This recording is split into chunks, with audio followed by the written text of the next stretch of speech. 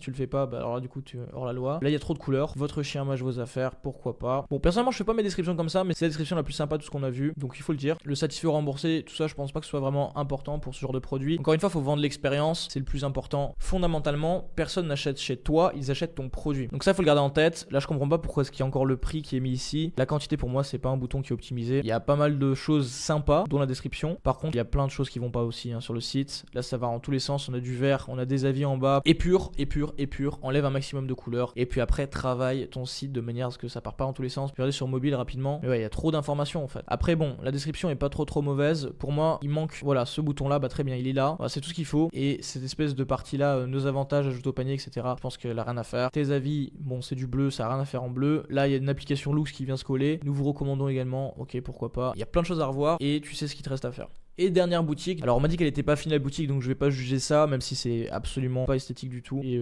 je comprends pas pourquoi c'est fait de cette manière. Moi je suis pas fan de ce genre de volet donc on voit pas vraiment le produit d'utilisation, on voit juste le produit en train de s'ouvrir.